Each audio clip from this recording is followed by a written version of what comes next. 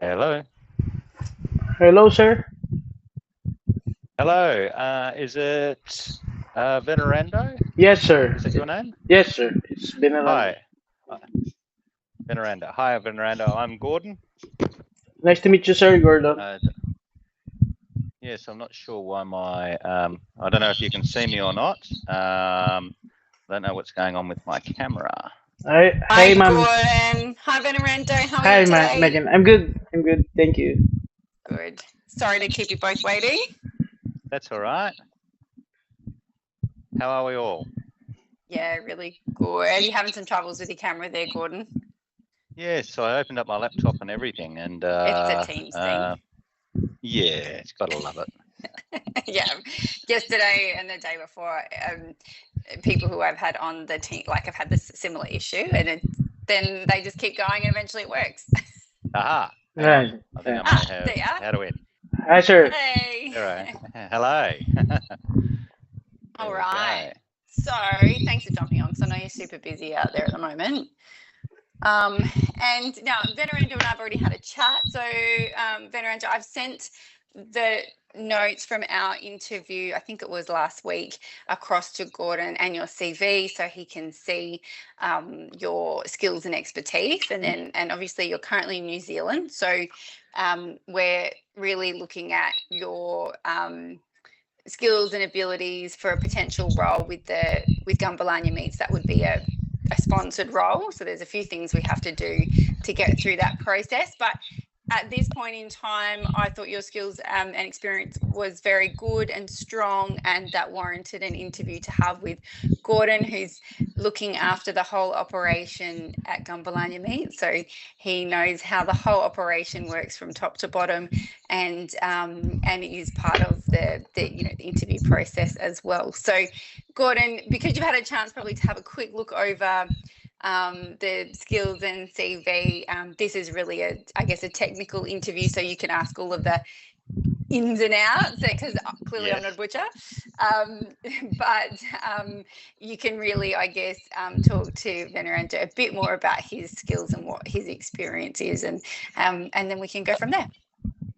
Yeah, awesome. So, pleased to meet you, first off. Yes, sir. Nice to meet you. Yes, so I did have a look at a bit of a look through your resume with the stuff Megan sent through to me. It looks like you've had a fair bit of experience in butchering and boning carcasses, clean down, all that sort of stuff. You just haven't had a opportunity to do any meat processing, like from the slaughtering side of things. Is that correct? Yes, sir. Yes, sir. Yeah. Is that something you'd be interested in? I'm very much interested in learning new skills, sir. Particularly in your Yeah. company. Yeah. I'm open Yeah. No, to. that yeah. So yeah, I'm sure you've been appraised. So we have a station surrounding the meatworks, which is about 110,000 acres, or was it 58,000 hectares, that we run cattle on for processing, and we also process buffalo in the dry season, which looks like it's really going to take off. So yeah, with your primary role would be the butchery, preparation of meat for the cabinet, filling orders, breakdown of stock. We do lamb and pork and chicken as well. A Oh. little bit of seafood, that's usually fairly easy. Mm. We do have a local crew of workers here. It is an Indigenous community with Aboriginal people. And we have guys that some of them work part-time, some of them are full-time, so they come and go. So but with the role we'd be providing for you would be a full-time ongoing position, so 5 days a week. And as a support basis, as part of the core crew, to basically just to get things done. So if you're interested in the processing side of things, when we are doing a kill, if we've got the availability of staff in front of house, you're more than welcome to come out and learn. We're Nice. quite happy to teach everyone new skills. And yeah, you'll get to see that side of the industry. So instead of the carcasses just coming in ready for cutting up and on selling to customers, you'll be a part of the whole process. So.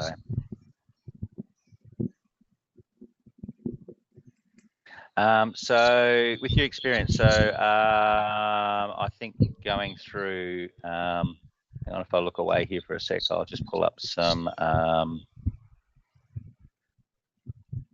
information here. Yeah, I think Venerando, you have some experience, and Gordon's checking the notes, which is great. He's got them open in front of him. You've got some experience with other animals other than beef, is that right? Yes, ma'am. I do pork and chicken also back in the Philippines. Yeah. Yeah. Yep. So have you over in New Zealand? Did you have any experience with any lamb? Lamb or mutton? Nothing, sir. But I'm assuring you that I can easily adjust because I knew that the primals of beef and lamb is almost the same.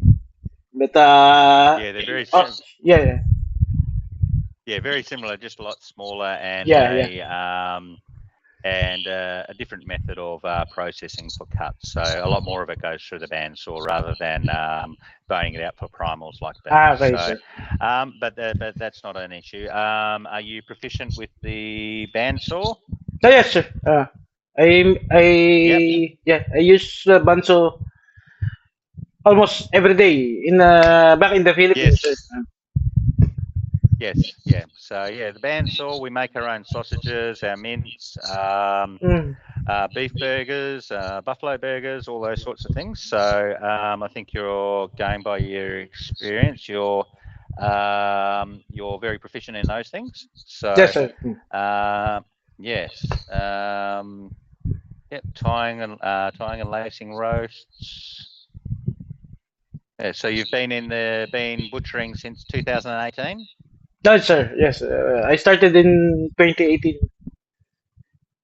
Yeah, so it's a good 8 years of experience in the meat industry. So I think that's a very good grounding to come over and slot into our business model here. So it's always, you won't be doing the same thing every day. There's always something different happening. So okay, sir. in the end, it's yes. So you won't be sort of sitting in a corner somewhere doing the same job every day. There'll be always something different. Counter service, serving customers. You're proficient with that? Yes, sir. I started in customer service environment in the Philippines before moving to production. That's why I have a background in customer service. Yeah, no, very nice. That's also a very important part of the role. Do you have any questions for me? Do you how about the sponsorship, sir? The whole process, spending for the visa, just like that. That I can answer that question for you. Okay, Megan. We'll support. So Gampalanya Meats will be the employer, so they would be the sponsor. Okay.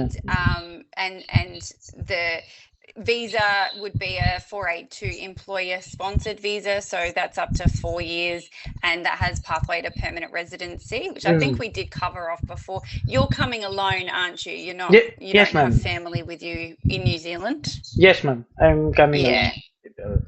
Yeah, great. And so there's a team that we also work with from Globetech. I'm not sure if it was Angel or Janelle or Kyle. One of those would have been in touch with you just to check through your visa documentation. So they handle the DMW clearance as well. So are you expecting to go back to the Philippines and then come from Philippines to Australia, or would you just come to Australia directly from New Zealand? I can come directly from here. Yeah. Yeah, that's fine. So we still have to do the DMW, that's Department of Migrant Workers. That's to do with their licensing in the Philippines. We will handle all of that. So between us, this is sort of the team you'll be working with to, and then our migration team as well. So we'll be working with the business for the nomination side of things. It can take some time. So all sponsored visas into Australia can take 6 to 8 months to process, sometimes quicker, but it does take a little bit of time. So it does require a little bit of patience. But the good thing is the meatworks are getting busier and busier. Gordon, is it fair to say this is starting to look like one of your busier wet seasons through your retail? Most definitely, yeah, and it's growing exponentially week by week. So, yes, so if the quicker the process is to get people over the line, and the quicker we can get, I suppose for everyone involved, get people on the ground here, because by basically in 6 months' time we'll be starting the next wet season. So yeah, that's right. So, Venerando, there's been some really positive customer reviews on social media like TikTok and other platforms, and that is making the retail side of the business really busy. So normally this time of year is quite quiet because it's wet season, and but because everyone's learning and finding out about all of the good product, it's making the shop really busy, and then of course production's really busy. So we'd expect that it's only going to keep getting busy because normally the dry season is busy anyway. The weather here is very similar to the Philippines.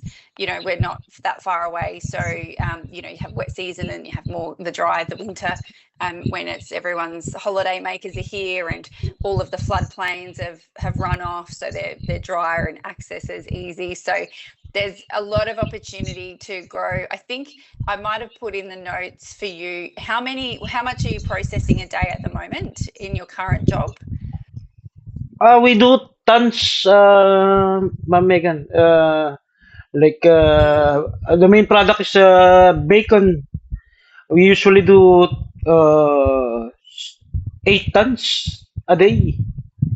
Yeah. 8 tons a day. And the busy season started every September. We do 8 tons also of ham legs per day. Yeah. So you're working in a big processing factory Yes, at the moment. yes, sir. Yeah. So, are you with the bacon and the pork and that? Are you boning those out?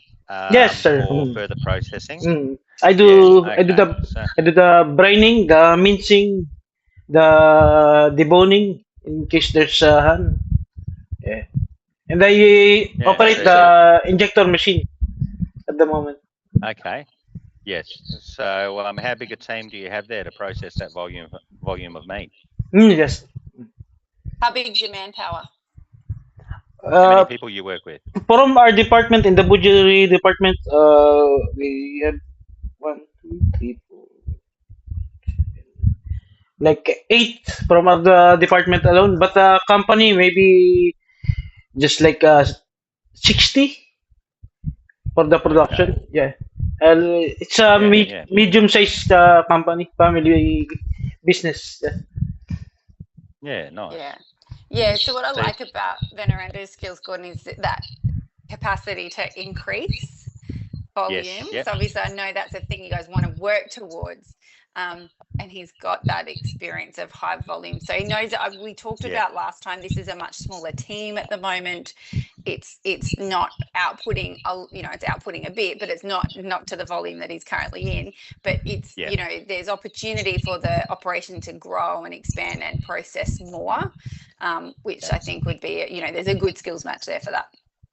Yeah, definitely. Yeah. So currently, just with our external deliveries, so into Darwin and surrounding communities, and that we're sending sort of probably about 800 to 1,300 kilos out every Thursday. And then in store through the shop and local businesses that we supply supermarkets, we cut stuff for supermarkets. And then our butcher shop out the front, our retail, we're probably doing about another at least 1.5 tons. So we're looking at a couple of tons a week of product that we're doing. But because we're doing from paddock to plate, it's a fairly involved process from the slaughter, the hanging of the product for tenderness and quality, and then through to boning out, and then further processing, and then the small goods manufacture and stuff as well, and then tray packing and labelling and value adding and doing all the butchery stuff that everyone loves to do, or everyone loves to buy and eat anyway. Yeah, great. Sorry, questions, Venerando? Have you got any more questions you'd like to ask about the production or the processing? When did the dry season start? What month, sir? The dry season. On usually, so we're having a very big wet season at the moment. We're under flood watch at the moment. Well, we're considering we're already, or not. The town won't get flooded. Where we are, we're in a high part of community, so we're good. Even in the sort of the worst flood that's ever hit Gumbalanya, we were still on dry ground. So whereas other parts of the community didn't fare as well. But yeah, so usually the wet season lasts for 4 to 6 months, and then during that period we're isolated, so we're surrounded by floodwaters, so we're like a big island.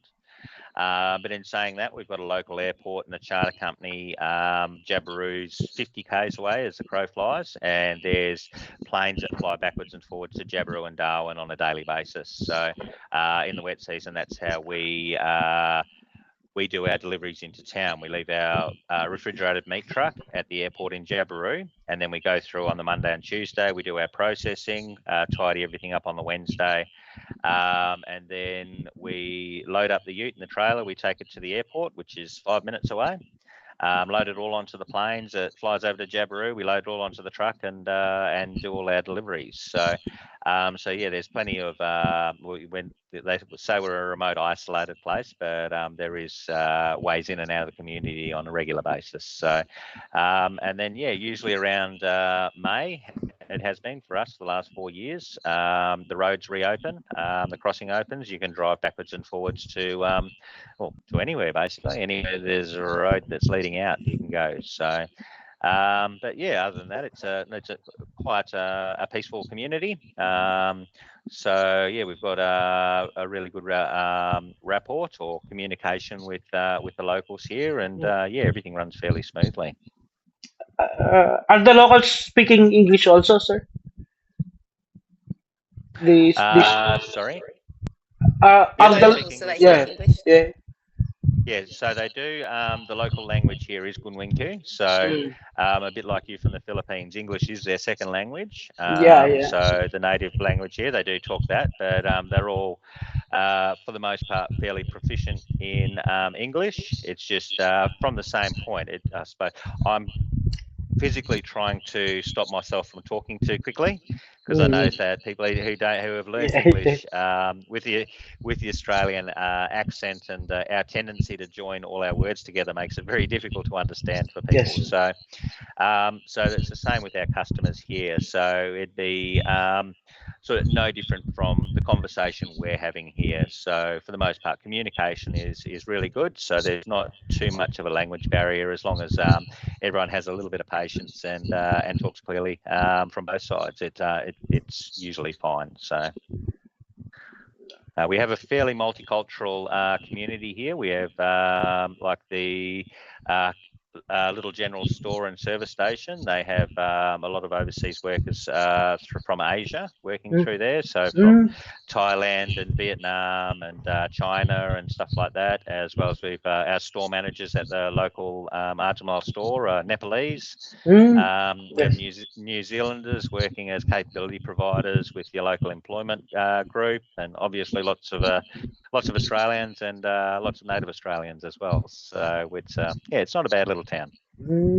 That's great, sir.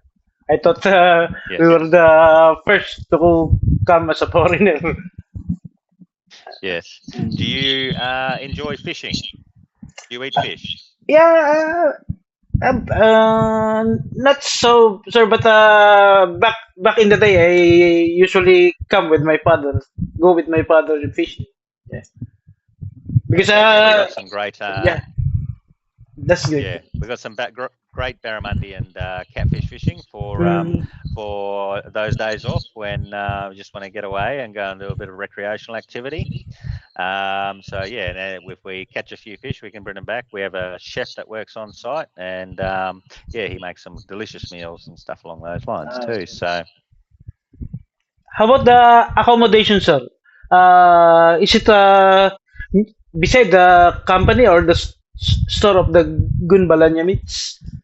The so we have staff accommodation on site. We've got some self-contained cabins and units. So they're fully furnished. They have like a toilet and a shower. They've got a kitchenette.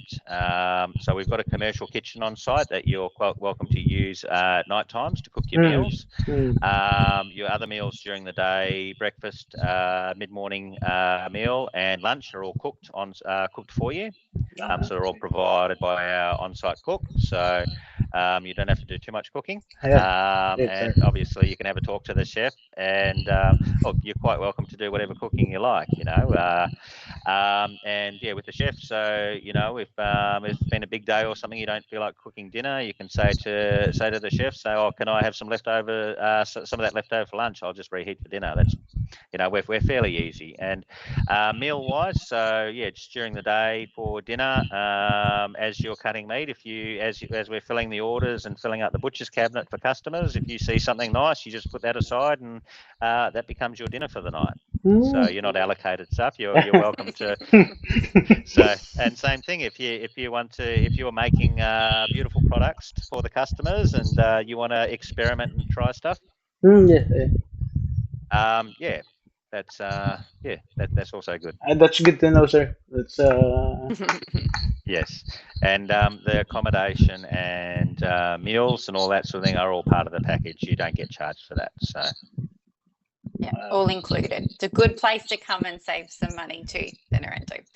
So you get to do all of that, but it's a nice community too. You know, you get the community experience, and you can save money too, which is nice. So, all right, I just realised the time we're close to, because we've got another one, another meeting we've got to go to. But if you have any questions, Venerando, we can communicate with the email. I'll have a chat to Gordon as well later today or early next week about next steps. And obviously there's a bit of work to do with the visa and sponsorship side of things if you were to be successful, but we'll keep in touch with you. You've done really well in all of your Thank you, ma'am. So, Thank you. You know, thank you for being available, and yeah, we look forward to staying in touch with you and let you know how we go for next steps. Thank you. And the other good side of the coin is Darwin's not that far away, and from there it's probably the cheapest place to traverse backwards and forwards in Australia to the Philippines. So whether you're going home for holidays, or if you wanted family to come over and visit you as well, we'd be quite happy to help accommodate them for a visit while they're over here. So yeah, I'm sure and big you Filipino miss them. community here too. That's a good news, sir. Yeah. Thank you, sir. Yes, yeah, we've got one of the wholesalers we deal with in town where we drop our meat off.